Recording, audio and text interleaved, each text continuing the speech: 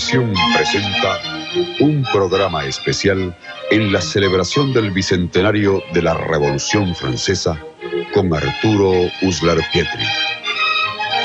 Amigos invisibles, estamos en el Palacio de Versalles, el más maravilloso, impresionante e inmenso monumento que se ha levantado nunca a la gloria de los reyes y es como el símbolo del poder absoluto en manos de un solo monarca.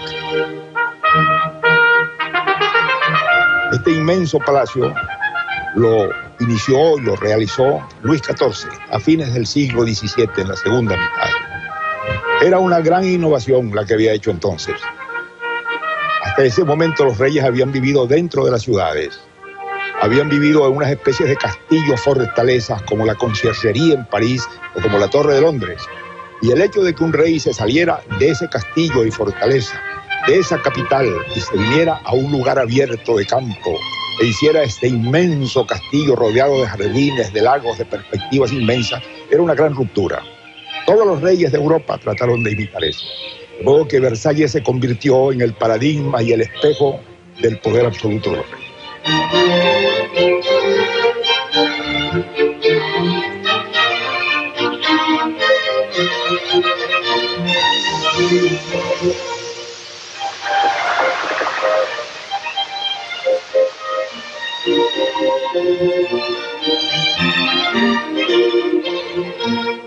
Sin embargo, por una de esas paradojas increíbles de la historia, es precisamente aquí, en este monumento del absolutismo de los reyes, en que se inicia ese gran proceso histórico que se llama la Revolución Francesa, que va a cambiar en 5 años la fisonomía del mundo, las nociones fundamentales que el hombre tenía sobre sí mismo y sobre la sociedad.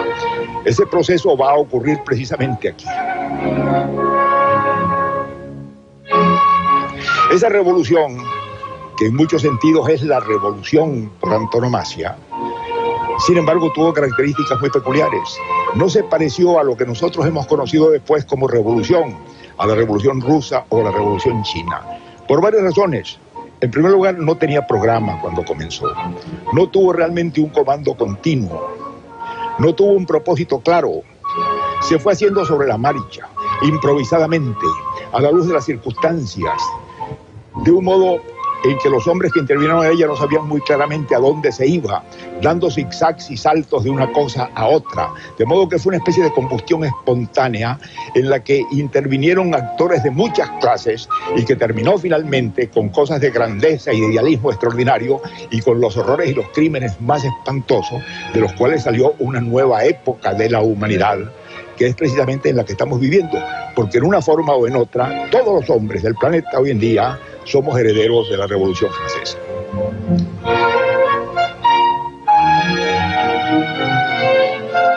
Para un hombre de hoy resulta muy difícil darnos cuenta o imaginar siquiera lo que representaba un rey como Luis XIV. Decimos que era un monarca absoluto, y es verdad. En él reposaban todos los poderes. Tenía el poder de dictar leyes, tenía el poder de revocarlas, tenía el poder ejecutivo más absoluto, podía disponer de las vidas y las haciendas de sus súbditos. Todo le pertenecía. Tenía igualmente el poder de castigar, porque tenía facultades judiciales, de modo que todos los poderes estaban concentrados en él. Encima de eso estaba puesto por Dios. Era lo que se llamaba el derecho divino de los reyes. No solamente lo consagraba la Iglesia como rey, sino que por una tradición ininterrumpida se imaginaba que ese orden había sido instaurado por Dios y que Dios en cierto modo escogía en el vientre de la reina al rey que iban a nacer. De modo que era un orden inalterable, puesto por Dios, mineralizado, sacralizado, intocable. Todo eso estaba personificado en esa figura del rey. Frente a eso no había resistencia ninguna. Claro que los antiguos reyes se encontraban con un problema que era el de la nobleza territorial. Esa nobleza territorial tenía grandes propiedades, eran señores feudales, tenían a veces ejércitos, le hacían resistencia al rey. Pero Luis XIV en este palacio introduce una innovación muy grande. Se trae a toda la nobleza, a toda esa gran nobleza que había sido territorial, y la convierte en nobleza cortesana. La pone a vivir aquí. Aquí vivieron literalmente millares de personas. Dependía del sitio donde uno estaba, la habitación que le daban con relación a su rango, desde las habitaciones del rey hasta el último y más apartado de los nobles que tenía el derecho de entrar. De modo que esa nobleza se hace una nobleza parásita, una nobleza cortesana, una nobleza que vive de la merced del rey y que no tiene ya poder ninguno. Pero ¿qué ha pasado entre tanto? Cuando termina el siglo XVII y empieza el siglo XVIII, y en todo el siglo XVIII empiezan nuevas ideas que vienen en cierto modo del descubrimiento de América. Y esencialmente esas ideas eran estas. El hombre era bueno. El hombre era fundamentalmente un ser de bondad, que había nacido para vivir en la igualdad, en la libertad, en la paz, en la fraternidad y en la felicidad. Pero la sociedad se había corrompido. Y esa sociedad corrompida había pervertido el hombre. Luego la conclusión obvia era, hay que cambiar la sociedad para que el hombre vuelva a ser bueno, para que el hombre vuelva a su primitiva bondad natural. Esa es la idea filosófica que penetra el pensamiento de los grandes pensadores y que va a abarcar incluso toda la nobleza, porque la nobleza se va a hacer libre pensadora, y de modo que cuando llega al trono de Francia Luis XVI, la mayoría de los hombres que estaban en este palacio y de la gente más distinguida pensaban que el orden era injusto.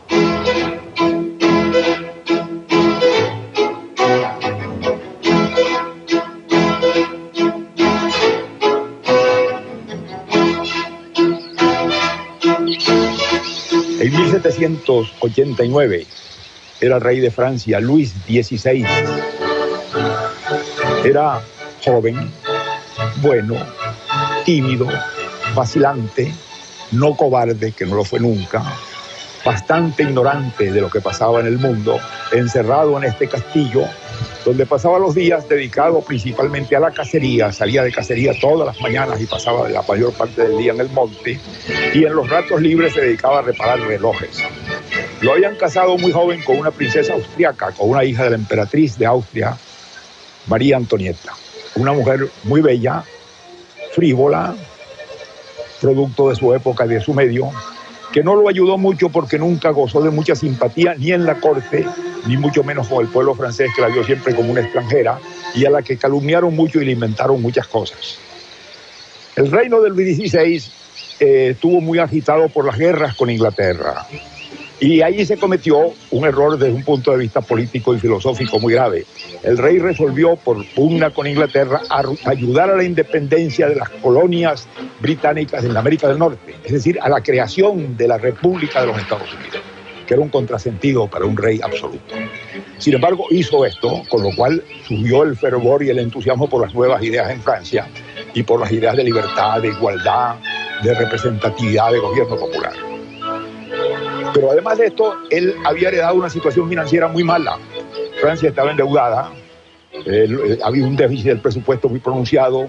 Él había llamado finalmente a un financiero muy famoso, suizo, que se llamaba Necker, para que arreglara las finanzas.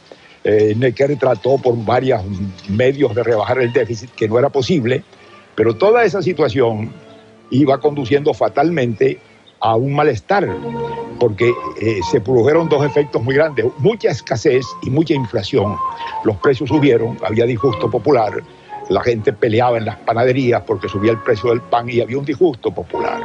De modo que para remediar eso se intentaron muchísimos trucos a través de Necker, y por último se pensó en un remedio heroico.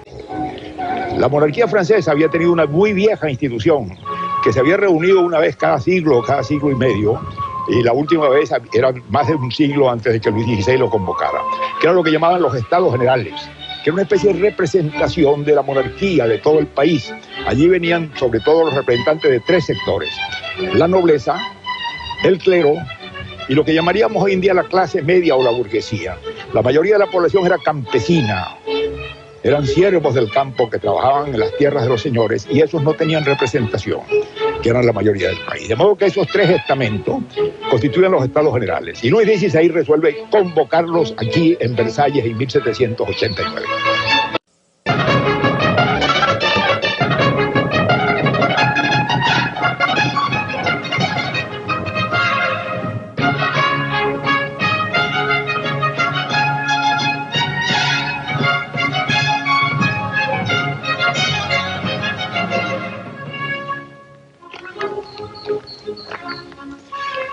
A principios de mayo se instala en Versalles los Estados Generales. Era la vieja institución que habían creído convocar el rey y el gobierno, dividida en sus tres estamentos: la nobleza, el clero y lo que llamaríamos hoy en día la burguesía o la clase media, que era lo que llamaban ellos el tercer estado. El campesinado no figuraba. Teóricamente y en tradición, esos tres estados, fuera de reunirse ceremonialmente, actuaban por separado, tomaban sus resoluciones por separado. Cada uno de ellos había traído lo que llamaban cuadernos de dolencia, donde venían los reclamos de mejoras y de cambio de sus lugares de origen. Y era sobre eso que iban a trabajar. Pero inmediatamente se revela la naturaleza conflictiva de esta reunión.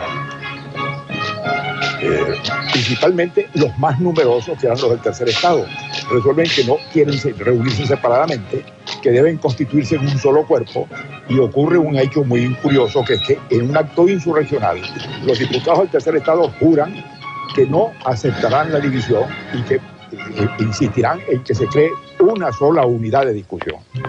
Van a triunfar finalmente después de ese juramento, y de hecho lo que va a ocurrir es que aquella institución tradicional que había creído convocar el rey de Francia se transforma en una asamblea nacional, en un cuerpo que pretende representar a la nación, que pretende asumir la autoridad suprema sobre el reino de Francia, y por lo tanto ha cambiado la situación y se ha entrado en una nueva etapa práctica y ampliamente revolucionaria. Ese estado conflictivo va a tener una repercusión de inmediato, porque claro, va a abrir otras perspectivas y va a establecer un hecho nuevo.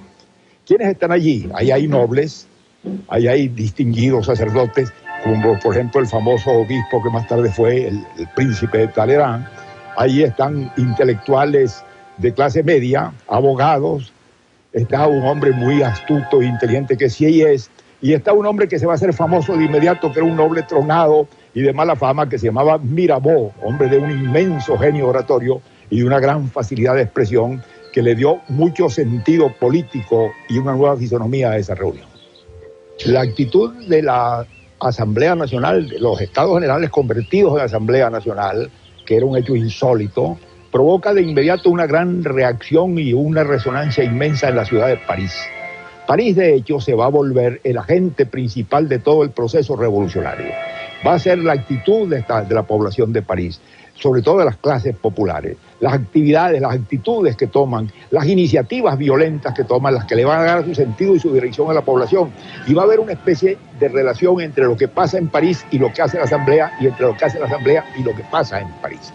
La población de París, con estas noticias, empieza a reunirse, oye oradores populares que están pidiendo más de lo que se está dando, piden libertad, piden igualdad, empiezan a hablar sobre los antiguos abusos, sobre la necesidad de reformar el gobierno.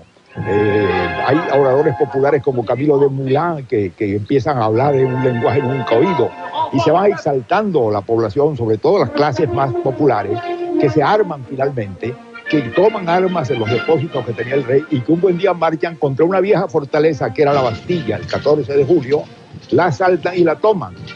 Esa toma de la Bastilla va a determinar un hecho fundamental, simbólico. La Bastilla no valía nada militarmente, dentro no había sino unos 7 prisioneros, pero el hecho de que el pueblo la asaltara, la tomara, la rindiera, se va a transformar en un gesto de desafío a la monarquía, que va a tener su repercusión inmediatamente en Versalles. Va a tener su repercusión no solamente frente al rey, que cuando recibe la noticia le dice, es una revuelta, y le contesta un cortesano muy inteligente, no, majestad, es una revolución. Y efectivamente, en el seno de la asamblea van a ocurrir dos cosas muy importantes. Primero, una noche se reúne toda la nobleza y en un clima de emoción muy alto resuelven renunciar voluntariamente a todos sus privilegios feudales y proclamarse partidarios totales de la igualdad. Y muy pocos días después se va a hacer otra cosa más insólita todavía. La Asamblea Nacional va a resolver proclamar frente al mundo, como un desafío al mundo, como un cambio radical de las ideas, la proclamación de los derechos del hombre y del ciudadano. Un documento que no tenía precedentes, en que una Asamblea Nacional no se refiere a Francia sino a la humanidad, y declara en síntesis: todos los hombres son libres e iguales y tienen derecho a la libertad, a la igualdad y a la felicidad, en la que se establece la abolición de todos los privilegios, y en la que se invita a todos los pueblos del mundo a ganar su libertad, a ganar su independencia y a vivir en un clima de perfecta y completa democracia. Este es el desafío que se toma frente al mundo y que desde luego va a alarmar y asustar a las monarquías tradicionales.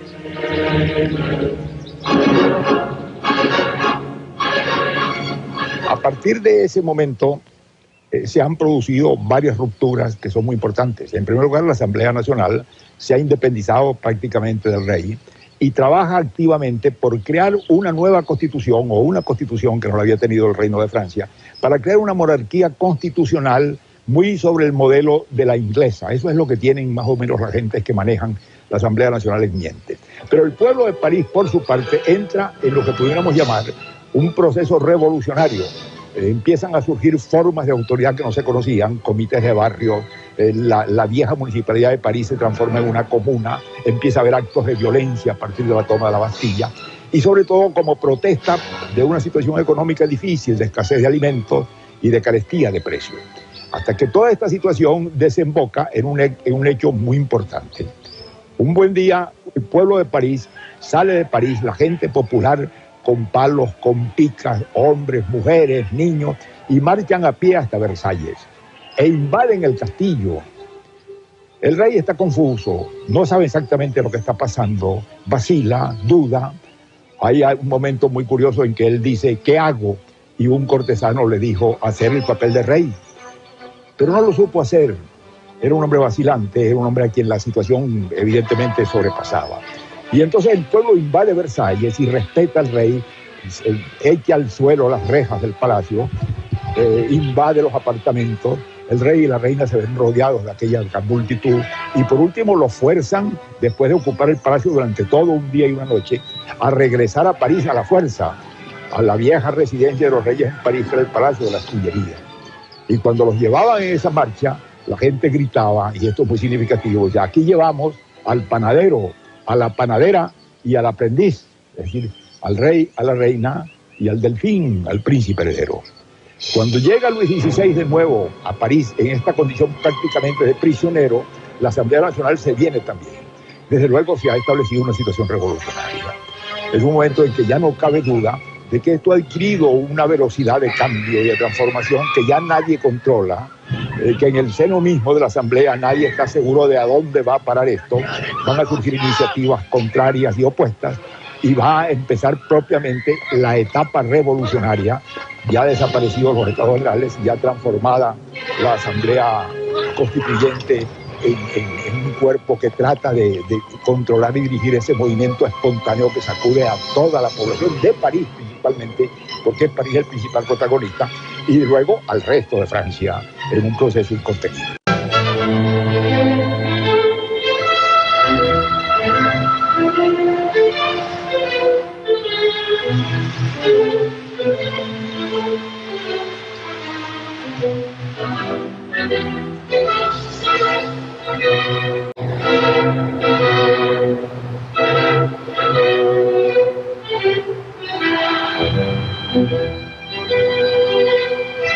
Aquí estamos en el centro del París moderno, entre el Jardín de las Tullerías y la Plaza de la Concordia. En este espacio se desarrolló una gran parte del gran proceso de la Revolución Francesa. En lo que es ahora el jardín estuvo el viejo Palacio de las Tullerías, donde la familia real fue traída desde Versalles. Y en esta plaza, que se llamó primero de Luis XV y luego de la Revolución, funcionó la guillotina y tuvo por escenario fundamental todo el gran drama del terror. Cuando los reyes regresan a la fuerza, casi como prisioneros, a las Tullerías, se abre un nuevo tiempo de la Revolución. Aquí mismo estaba el local donde funcionaba la Asamblea. Aquí estaba la Casa Real. Y todo esto estaba lleno y poblado por la agitación de las masas populares que continuamente manifestaban, gritaban. Pero el ambiente fue un ambiente más bien de sosiego y de calma. Porque en ese primer momento lo que pareció que iba a ocurrir era que iba a haber una especie de reconciliación, ya alcanzado el objetivo de una monarquía constitucional ilimitada. Y es entonces cuando se celebra la gran fiesta de la Federación. El 14 de julio del año 90, que era precisamente el primer aniversario de la toma de la Bastilla, y en un gran acto popular al que asiste el rey, al que asiste la asamblea, al que asisten todas las representaciones públicas en grandes masas, se hace un juramento de lealtad, se abrazan todos, lloran todos, hay un momento de infinita emoción y hubiera dado la impresión para quienes estaban presenciando aquello de que efectivamente se había alcanzado los fines para los cuales se había reunido aquella asamblea, se había empezado un nuevo tiempo histórico y que todo debía marchar de una manera regular y ordenada. Es entonces precisamente cuando las cosas van a cambiar, porque en este proceso de la Revolución Francesa lo que ocurre es lo imprevisto, lo que ocurre es lo que no se espera, lo que ocurre es el choque de azares y encuentros de unos y de otros.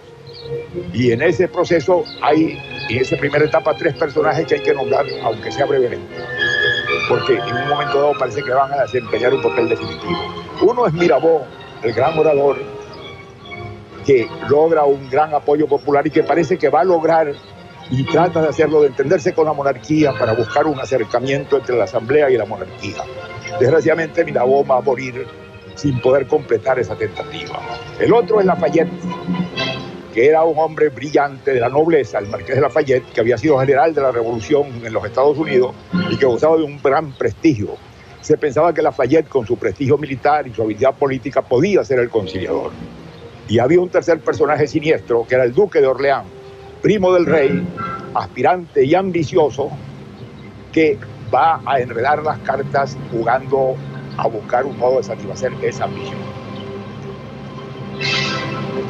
De hecho, va a haber 3 centros de poder que se van a afrontar, van a jugar los unos frente a los otros, van a apoyarse los unos a los otros, van a incidir los unos en los otros.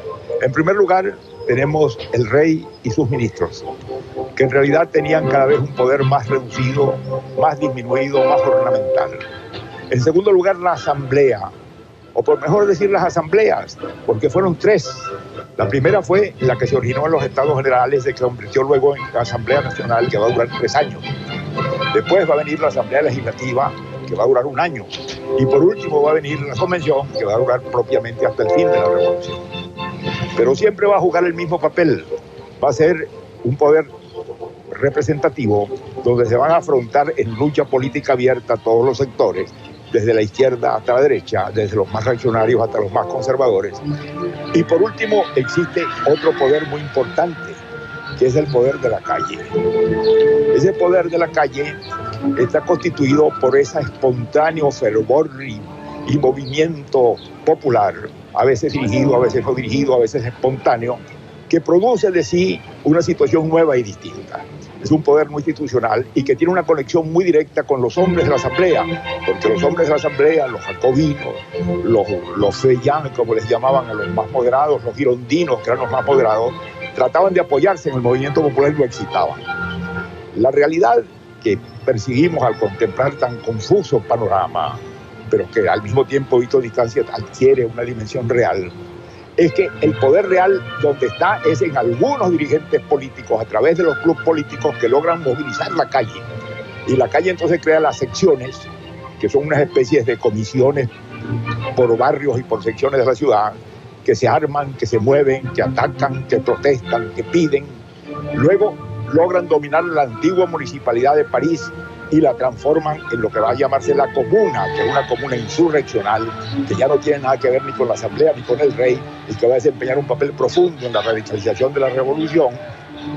Y luego, desde luego, todo va creando una situación de angustia para la familia real, que cada día se siente más prisionera y más amenazada.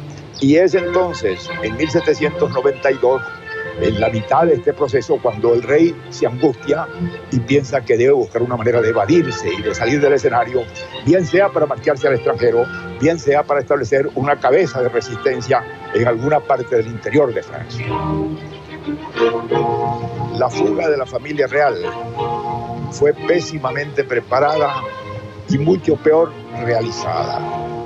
Salieron en la madrugada del castillo de las Tullerías y más que en una fuga parecían ir en un paseo campestre.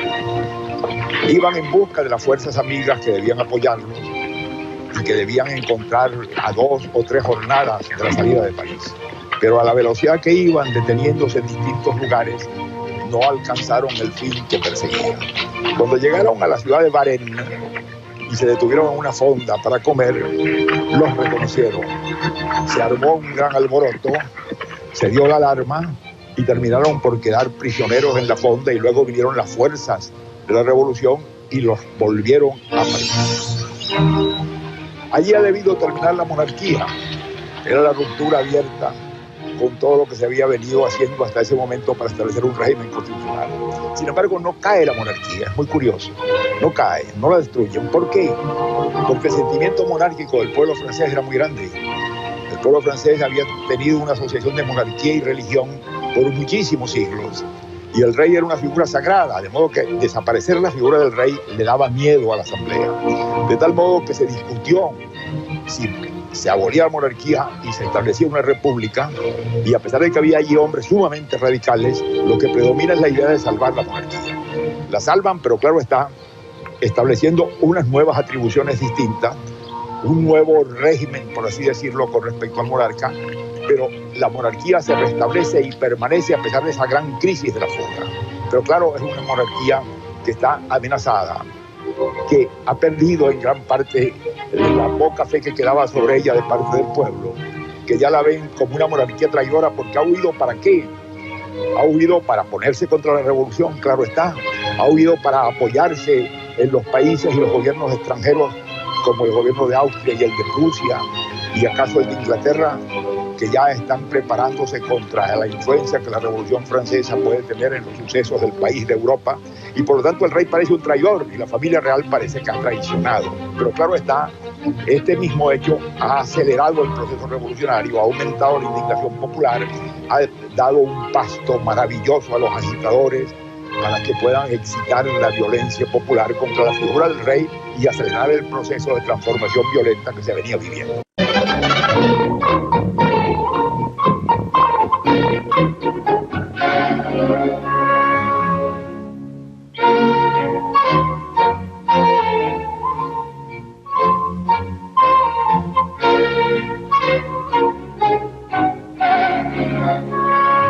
Dos grandes temores, imprecisos, vagos, pero ciertos, van a dominar toda la agitación popular de París durante todo este periodo medio del año de 1792. Esos dos temores son lo que ellos llamaban el peligro exterior y el peligro interior. El peligro exterior era la conspiración que llevaban desde los países vecinos, desde las monarquías vecinas, los emigrados de todo tipo que habían huido de la Revolución Francesa y comprendían desde miembros de la familia real hasta gente de todas clases. Y el peligro interior lo consistía en todas aquellas personas que se sospechaba que podían no estar de acuerdo con el giro que tomaba la revolución y que estaban conspirando. De modo que había en la mentalidad de la gente dos conspiraciones. Y en torno a esas conspiraciones surgían rumores, surgían temores que precipitaban toda esta agitación popular. Eran partidas de gente del pueblo con picas, con lanzas, con sables, con cuchillos, que recorrían las calles y que acudían como si se estuviera en persecución de algún enemigo que iban a encontrar, y de allí surgieron violencias increíbles. Y van a surgir también tres nuevos actores que van a surgir en el seno de la Asamblea Legislativa y que van a ser básicamente Marat, Danton y Robespierre, los hombres que van a ser los extremistas que van a llevar la Revolución Francesa a su extremo mayor. Es en esas condiciones que en un momento de agitación ocurre lo que se llama el 10 de agosto. El 10 de agosto termina una época de la revolución y comienza otra mucho más cruenta y violenta. El 10 de agosto, la masa popular de París, manejada por los agitadores, invade las Tullerías. A sangre y fuego. Detienen a la familia real. La familia real huye y se refugia, que quedaba muy cerca, en la asamblea. En la asamblea la acogen, y la asamblea queda rodeada e invadida también en gran parte por la masa popular armada vociferante contra el rey, a quien sospechan de estar en conexión con lo que se llamaba el peligro exterior y con la conspiración de los monarcas. Lo detienen, pasa la noche allí y al día siguiente, simple y llanamente, el rey con su familia pasa a una fortaleza que se llamaba el Temple, que venía de la época de los templarios, y allí quedan prisioneros. De modo que en ese momento, a partir del 10 de agosto, no hay rey en Francia. De hecho, existe una república, y esa república está en manos de las mentes más extremistas, gobernadas por ese fantasma de los dos peligros que parecen estar amenazando todo el proceso revolucionario.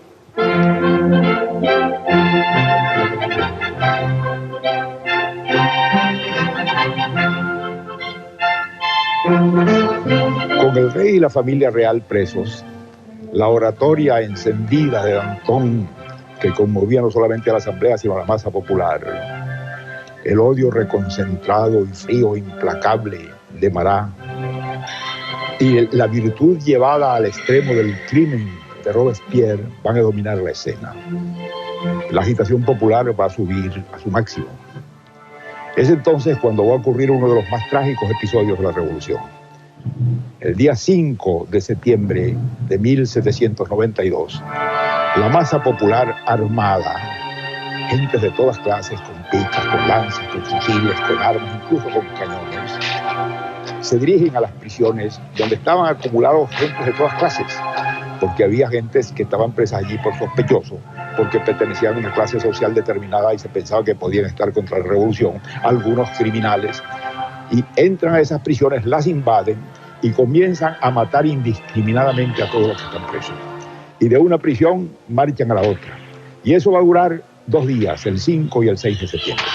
En esos 2 días van a aparecer centenares de personas de todo género, sin juicio de ninguna especie, sometidos simplemente a la violencia irrefrenada e irracional de toda esta masa humana que inunda las calles y que asalta las prisiones para castigar a unos supuestos enemigos exteriores o interiores. Es entonces cuando, a la luz de esta nueva situación que ya lleva a un paroxismo la violencia de la revolución, se resuelve enjuiciar al rey, decidir qué se va a hacer con el rey. Es una decisión grande. Era la primera vez que en siglos en Francia se iba a enjuiciar a un rey y se iba incluso a castigarlo con una pena de muerte. Esto es lo que va a agitar y a preocupar a la asamblea, porque es la asamblea la que lo va a decidir. Y hay 2 tesis que se oponen. Una, que es la que decide, y que sería lo más simple, que la asamblea, como un acto político, decrete la muerte de Luis XVI. No de Luis XVI, porque ayer no le llamaban así, sino Luis Capeto, con el nombre original de la dinastía. Otros que piensan que es necesario seguirle un juicio. No es fácil, porque el juicio era ilegal e inconstitucional, porque por la Constitución el rey era inviolable.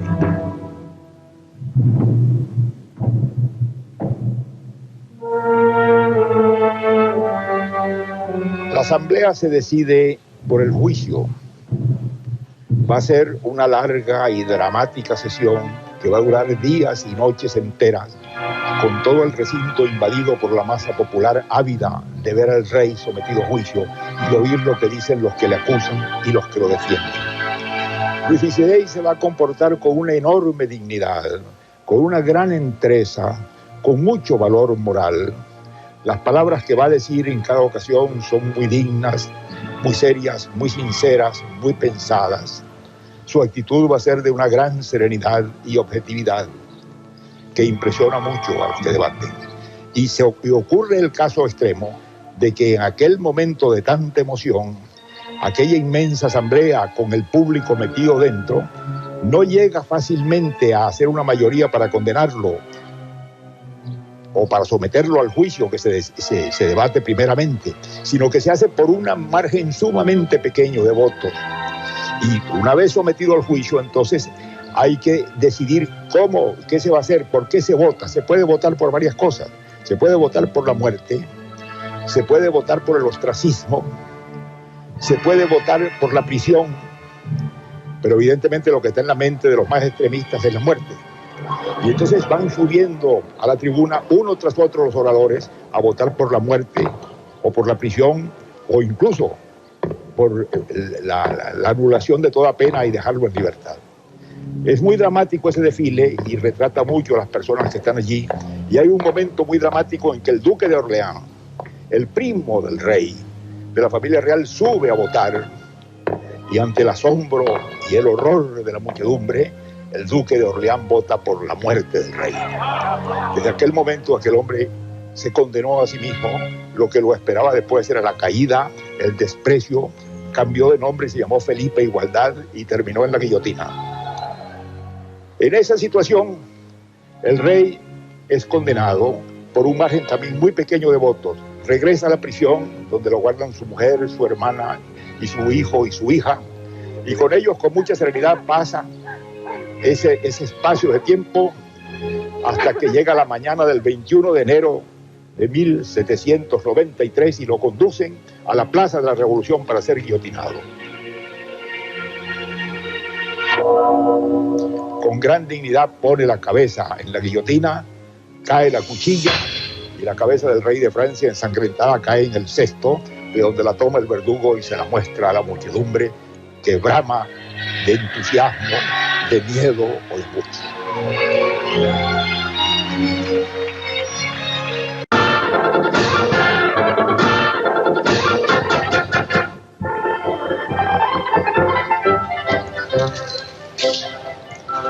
La revolución que se formó en torno a ideas esenciales y centrales de libertad y de fraternidad entre todos los hombres, por una de sus paradojas trágicas, va a desembocar en la guerra.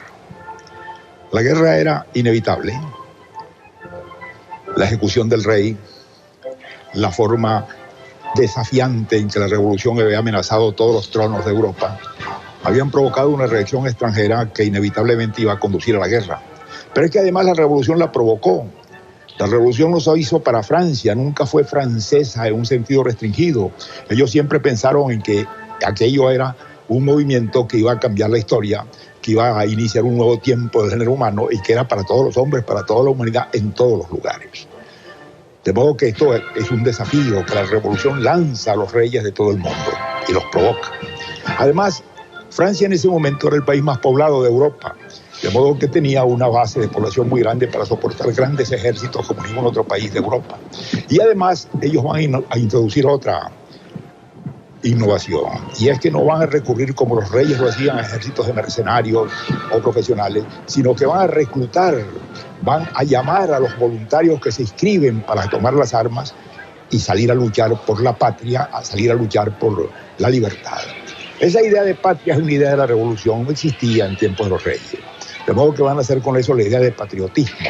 Es una guerra en defensa de la patria, en defensa de la libertad, como decían ellos, contra los castillos y en favor de las chozas, para llevar la libertad al mundo entero. Esa guerra va a desarrollar, lógicamente, su sentido modificador del contenido de la revolución. Y la expresa, ese sentimiento lo expresa admirablemente y va a ser una de las fuerzas que moviliza a toda la gente en ese sentido. La aparición verdaderamente prodigiosa de un canto de guerra que compone un desconocido que se llamaba Roger de Lille en la ciudad de Alsacia para el ejército del Rin, que se llama el canto de guerra del ejército del Rin, que es lo que hoy llamamos la Marsellesa.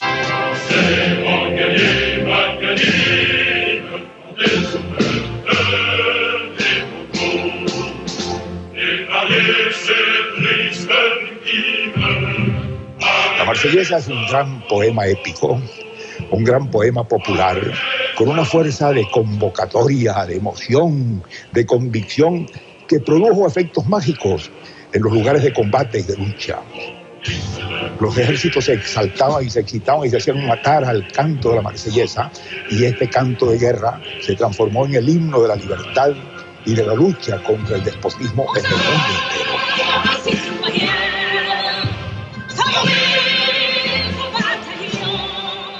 Los ejércitos del emperador de Austria y del rey de Prusia invaden a Francia. La amenaza militar contra la revolución se presenta brutalmente. Los ejércitos nuevos, mezclados con viejos oficiales y con los que han surgido y van a surgir de esa lucha, que son muchos, se aprestan a enfrentar esa invasión. Vienen también muchos extranjeros a incorporarse a esa lucha. Uno de ellos es un latinoamericano. Es un hombre de 42 años de edad en ese momento, que ha nacido en Caracas, la capital de Venezuela, y que se llama Francisco de Miranda. Francisco de Miranda ha dedicado su vida a luchar por la libertad. Ha sido un oficial del ejército español. Ha ido con las tropas expedicionarias españolas a luchar por la independencia de los Estados Unidos. Ha visto nacer la democracia y la libertad de los Estados Unidos. Ha tratado con los que dirigieron esa gran campaña. Luego ha marchado a Inglaterra, donde ha presenciado la vida de la monarquía más liberal que conocía Europa, de derecho constitucional con libertades públicas garantizadas, y ha visto el ejemplo de lo que puede ser un país libre. Ha recorrido toda Europa buscando apoyo para el gran proyecto de su vida, que es lograr la libertad de lo que él llama su patria. Su patria es la América Latina toda. Y cuando surge la Revolución Francesa, él está en Inglaterra, ve la forma en que se proclama el derecho de todos los pueblos a disponer de sí mismos, a ser libres, a sacudir el despotismo, y piensa que allí puede haber una fuente y una base de ayuda para la independencia de la América Latina. Y se viene a Francia. Se viene a Francia y se ofrece como oficial para incorporarse al ejército. Lo incorporan y le dan de alta. Y él sale bajo las órdenes del general Dumouriez a enfrentar la invasión austriaca. Los austriacos han progresado mucho, han logrado penetrar muy profundamente y están a las puertas de París. Hay pánico en París, en la ciudad. Va a caer París, se va a acabar el movimiento revolucionario. Pero por una casualidad muy grande, ya en el Marne, muy cerca de París, se enfrentan estos ejércitos improvisados de la revolución en una especie de encuentro fortuito con las tropas austriacas. Ahí está el general Kellerman y está el general que con ese grado se ha incorporado, Francisco de Miranda. Y ahí ocurre la famosa escena de la batalla de Valmy en septiembre de 1792, que derrota a los austriacos y los obliga a retroceder. Ese fue el primer acto de victoria de las tropas francesas, que se va a prolongar entonces en la reconquista de todo el norte de Francia, en la invasión de Bélgica y de Holanda. Es la primera victoria de la República y ahí está jugando un papel eminente un latinoamericano cuyo nombre ha recogido la historia de Francia y está hoy en día en el Arco de Triunfo que conmemora las grandes victorias de ese ejército.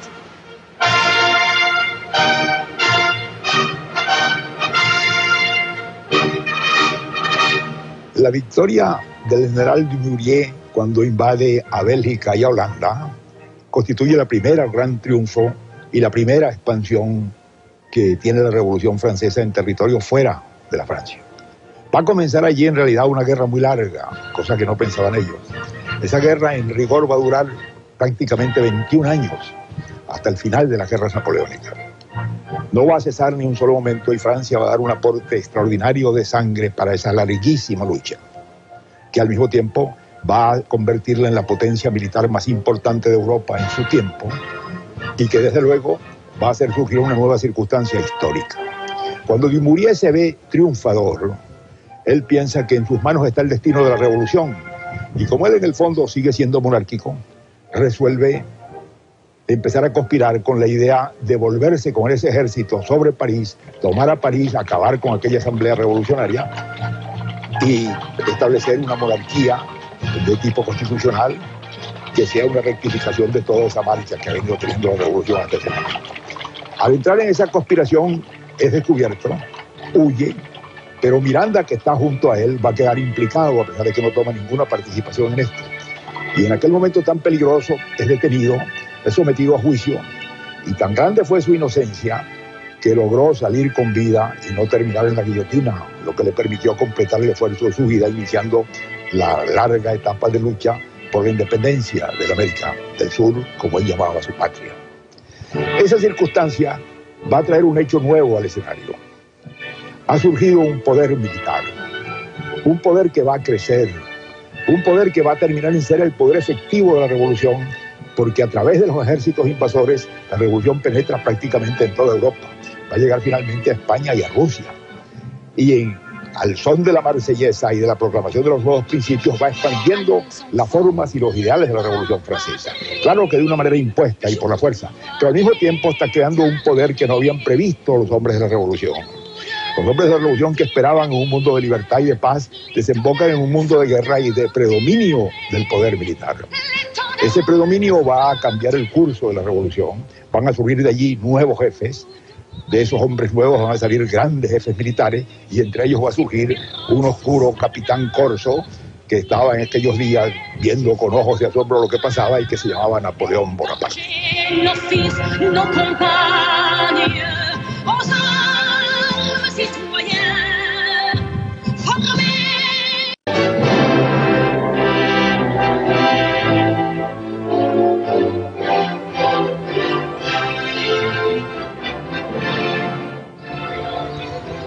Para 1793, en el seno de la Convención Nacional existen tres grupos bastante definidos.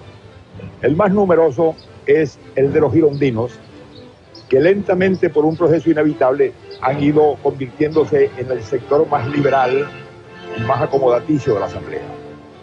En el otro extremo están los que se llamaron los montañeses, que es un grupo muy unido, no dividido como era el de los girondinos, bajo un comando muy rígido que cada vez va quedando más en las manos de un solo hombre, que es Robespierre. Y en el centro queda un grupo que se llamó a veces centro, que se llamó a veces con nombres pintorescos como el Marais o la Plaine, que juega un juego plegadizo y voluble. Es muy curioso porque hoy en día en el mundo entero llamamos derecha, centro e izquierda a posiciones políticas que correspondieron a esas circunstancias de la Asamblea, porque los girondinos se sentaban a la derecha, los montañeses, que eran los extremistas, se sentaban a la izquierda, y en el centro quedaba ese grupo flotante del Marais. De modo que de allí vienen esas nomenclaturas. A medida en que se va haciendo más grave la pugna, que la guerra internacional crece, que las amenazas subsisten, el clima de la convención llega a un paroxismo. Entonces dictan una ley de sospechosos. Por esa ley todo el mundo era sospechoso. Luego la convención en realidad no gobierna, no hay gobierno. Gobiernan comités, son comités que se van absorbiendo en sus manos todo el volumen del poder. El más poderoso de todos es el Comité de Salud Pública. Antes había habido el Comité de Vigilancia. Entonces los comités tienen la facultad de buscar los sospechosos, de juzgar los sospechosos, de ejecutar a los sospechosos y por lo tanto de asumir todo el poder. La pugna entre el grupo de lo que pudiéramos llamar la montaña y el grupo de los girondinos se va agravando hasta que los girondinos se convierten en el enemigo que hay que abatir. Y es lo que van a hacer con un golpe de audacia muy grande a través del Comité de Salud Pública y bajo el comando de Robespierre, detener a los girondinos, sacarlos de la convención, juzgarlos rápidamente y condenarlos a la guillotina. Es decir, estos hombres, que eran la mayoría y que habían sido en realidad los que habían desempeñado un papel más grande en la revolución, perecen por la revolución misma. Se los come la revolución, los devora. El viejo mito de la revolución que devora a sus padres y devora a sus hijos se realiza aquí de una manera perfecta.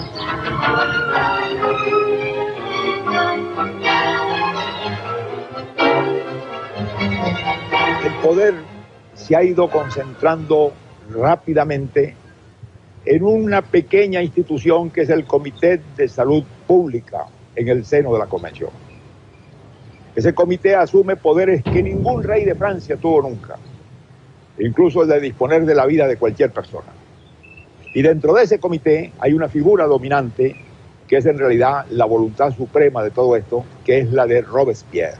Es un hombre frío, extraordinariamente inteligente, y es un fanático de la virtud. Lo llaman el incorruptible. Y por ese fanatismo de la virtud, él se convierte en un monstruo. Por querer el bien, por llevarlo a los extremos más supremos, se convierte en un destructor, en un criminal, en un loco paranoico que ve enemigos por todas partes y que no tiene otro propósito que destruir para implantar esa regla sobrehumana que él concibe como la condición normal de la vida. El mecanismo infernal del terror se acelera. Todos tiemblan. Nadie está seguro. Todos pueden ser sospechosos. De la noche a la mañana, el que parecía hasta ayer poderoso puede encontrarse en la carreta camino de la guillotina. Este mismo sistema, esta misma situación aísla a Robespierre. Lo va aislando porque es él, después de todo, el que decide, la cabeza suprema, el conductor de toda aquella maquinaria de destrucción y de muerte que se ha ido creando a su alrededor. Se va convirtiendo ya en lo que va a ser definitivamente en un monstruo al que todos temen. Y ese aislamiento va haciendo que por una especie de rechazo, de búsqueda desesperada de salvación, se empieza a conspirar en torno de él a ver cómo se le pone fin a aquella pesadilla de sangre y de muerte, aquel despotismo sangriento en que ha culminado aquel proceso que se inició en nombre de la libertad, de la igualdad y de la fraternidad. Y es lo que va a ocurrir. En una sesión de la convención se acusa a Robespierre, cosa insólita, se da cuenta de que no tiene el apoyo necesario De allí se pasa al paso siguiente, que es ordenar su arresto. Lo arrestan, no lo quieren recibir en las prisiones porque todavía hay gente que les es leal. Lo llevan entonces al local de la municipalidad. Allí permanece esa tarde. En la noche quieren liberarlo y no lo logran. Un sargento le dispara un tiro y le rompe la quijada. Pasa esa noche en esa situación de herido y de detenido, y al día siguiente por la mañana en la carreta marcha como marcharon todos antes que él, Robespierre, a la guillotina, y cae la cabeza de Robespierre.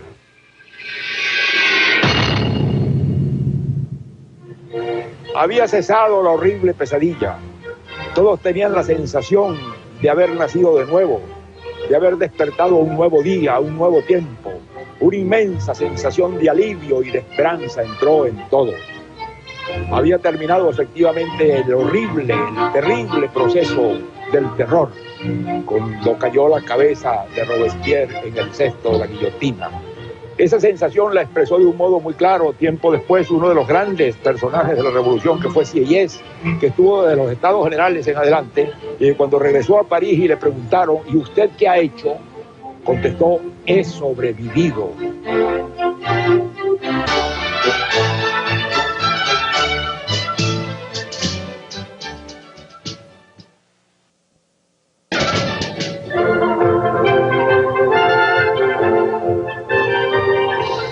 El 9 de Thermidor termina claramente el creador, destructor, sangriento, glorioso, idealista, criminal proceso de la Revolución Francesa.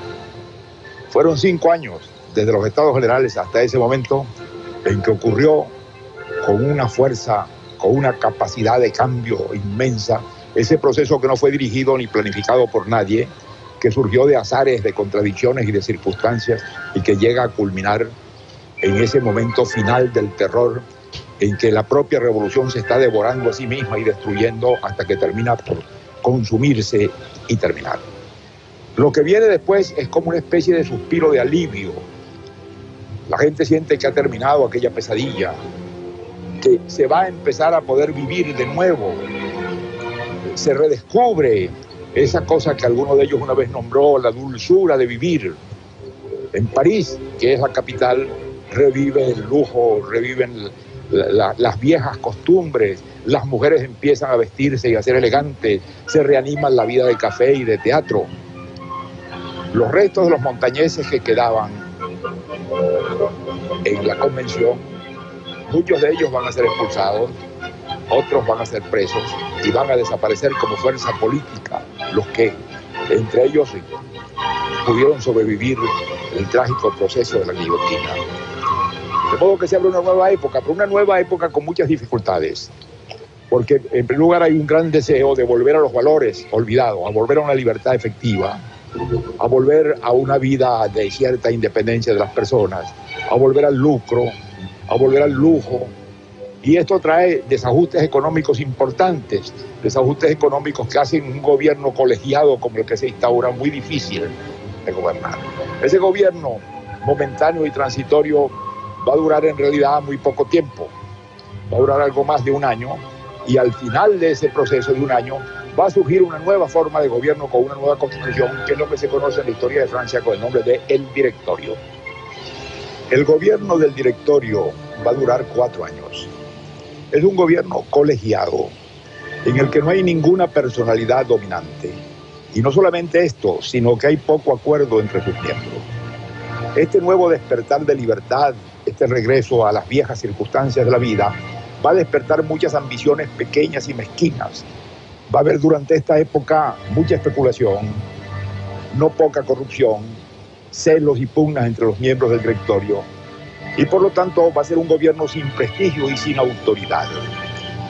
Ese gobierno va desde luego a liberalizar las cosas, a abrir de nuevo el compás para que la vida se anime, pero no va a lograr pasar de allí porque no está en sus manos determinar una política, ni dirigirla, ni orientarla, ni mucho menos ejecutarla.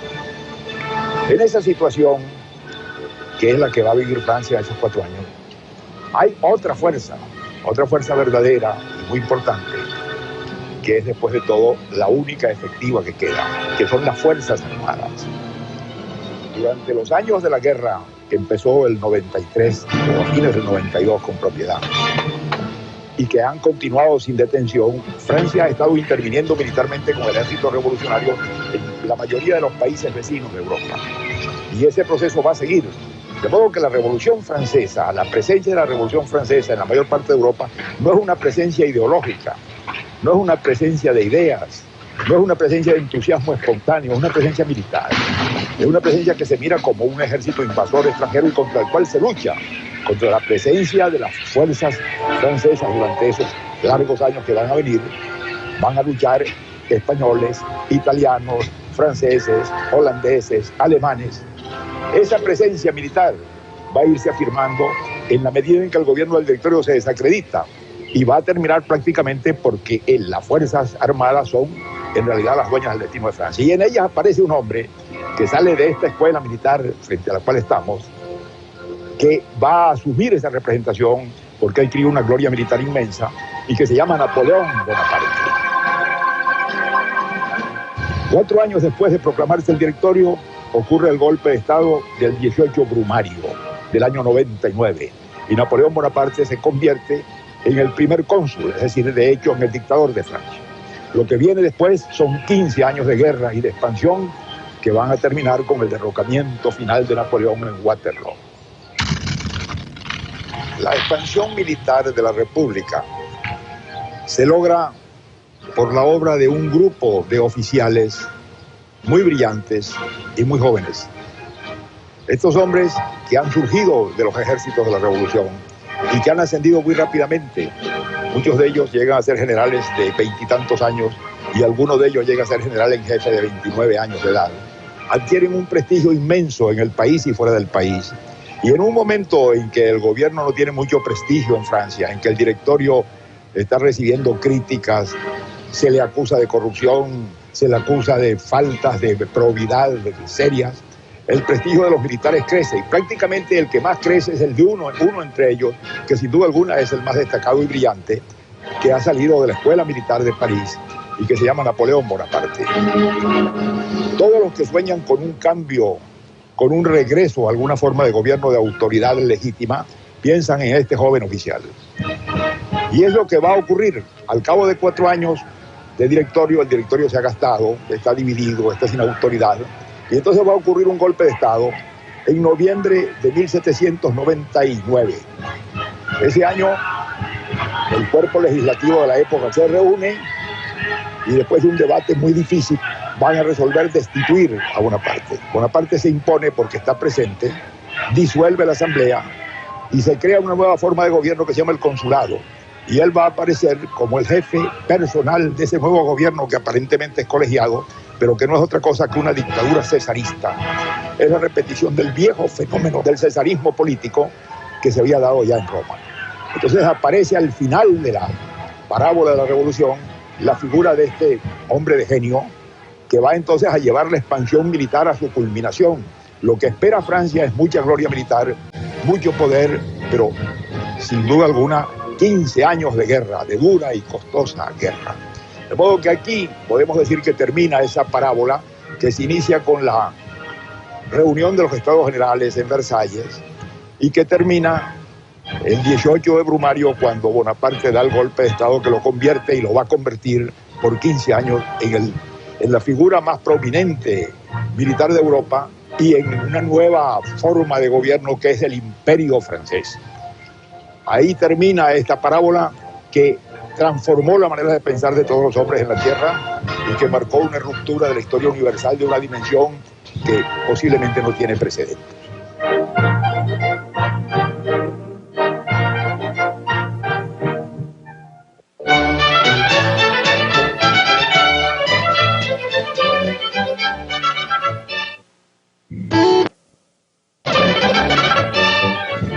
Durante todo el siglo XVIII, las ideas de la Ilustración se van a extender por toda Europa de una manera creciente. Primero penetran entre la gente culta, la gente educada, la gente con preocupaciones intelectuales, pero luego se va extendiendo y penetra en los palacios, penetra en la nobleza. De modo que ya para fines, la segunda mitad del siglo XVIII, la gente que se precia de avanzada o de informada, participa de esas ideas críticas sobre el antiguo régimen y de los ideales sobre la libertad, sobre la igualdad, que van a alimentar el pensamiento revolucionario. Pero cuando ocurre la Revolución Francesa, eso sale de un terreno puramente intelectual para caer en un terreno de acción.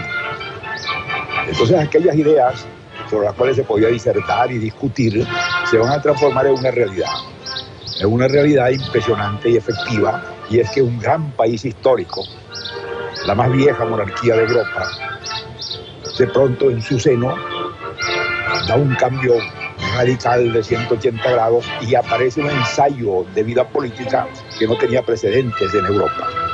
Se va a ensayar unas nuevas formas de gobierno, se va a ensayar plenamente la libertad, se va a ensayar plenamente la igualdad, se va a demoler todo el edificio de lo que había sido el antiguo régimen. Eso excita desde luego un deseo de emulación. Durante los primeros tiempos de la revolución va a haber tentativas revolucionarias en prácticamente todos los países de Europa, con la idea de imitar, de seguir, de hacer lo mismo, hasta donde era posible. Claro que eso va a tener un momento en que se detiene, que es cuando empiezan las invasiones militares. Cuando empiezan las invasiones militares de la República, sobre todo hacia los países vecinos, y entonces esto se mezcla con una resistencia al invasor extranjero. Y esa resistencia contra el invasor extranjero va a crear pues una cierta visión de falta de lealtad al propio país, en imitar lo que piensan o lo que recomiendan el país cuyas fuerzas militares están invadiendo al propio país. Pero es como el efecto de una explosión, es una inmensa explosión que se ha producido y cuyas olas se van expandiendo y terminan por cubrir todo el espectro de Europa. En toda Europa van a surgir grupos con el propósito de acabar con las viejas monarquías. En todas partes va a haber clubes secretos, sociedades privadas, y a esto van a contribuir mucho los masones, porque la masonería se extiende por toda Europa y la masonería esencialmente lleva las ideas liberales del siglo XVIII y es admiradora de lo que ha hecho la Revolución Francesa. La onda expansiva de la Revolución Francesa va a llegar a la América Latina en muchas formas. Ya sabemos cómo el venezolano Francisco de Miranda, desde la primera hora, desde 1792, vino a participar en el gran proceso en Francia misma y fue un general del ejército revolucionario. Sabemos igualmente que mucha gente que desde la América Latina seguían los sucesos soñaban con la posibilidad de hacer algo parecido. El proceso de independencia de la América Latina es complejo, porque no era solamente un proceso de independencia, no era romper la dependencia con respecto a la corona española. La idea era más compleja. Lo que se pensaba era no solamente no depender más del rey de España, sino crear un régimen político diferente, un régimen político inspirado en otros principios distintos que no tenían nada que ver con el pasado histórico. Y esos principios van a ser básicamente dos: el modelo de la Constitución de los Estados Unidos y el ejemplo de la Revolución Francesa. De modo que las independencias nacionales de los países latinoamericanos se hacen en nombre de esos principios y adoptan desde el primer momento constituciones que proclaman la libertad, la igualdad y la fraternidad para todos los hombres. Hay además una proclamación de la Revolución Francesa que va a repercutir profundamente en América Latina, que es la abolición de la esclavitud. Es increíble cómo a los últimos lugares donde había esclavitudes llega esa noticia y promueve en los esclavos una voluntad de exaltación y de deseo de libertad y de deseo de sacudir el yugo de la esclavitud. De modo que en la América Latina se puede decir que todo el proceso histórico del siglo XIX está inspirado, está motivado, está presente el ejemplo de la Revolución Francesa. Ese ejemplo y esas consecuencias no son solamente allí, van a ser del mundo entero. De modo que fue una inmensa sacudida que ocurrió en el mundo entero. Podríamos decir que en esos cortos años el mundo entero cambió. Hubo otra manera de entender al hombre, hubo otro concepto de lo que era un gobierno, hubo otro concepto de la dignidad humana y de los derechos del hombre. Y ese concepto cambió para siempre la situación de todos los países del mundo, porque lentamente en unos y otros ha ido penetrando. Hoy en día, a 200 años de la Revolución Francesa, la lucha más abierta que hay en este momento en el mundo es una lucha por la libertad. Merecería sonreírse si no fuera tan significativo. ¿Por qué están luchando en este momento la gente de la Unión Soviética? ¿Por qué están luchando los estudiantes chinos? Por la libertad. De modo que hoy en día, a 200 años, más que nunca está vigente esa gran herencia, ese gran legado, ese gran deber por cumplir, que es hacer un mundo en que los hombres vivan libres, iguales y en paz.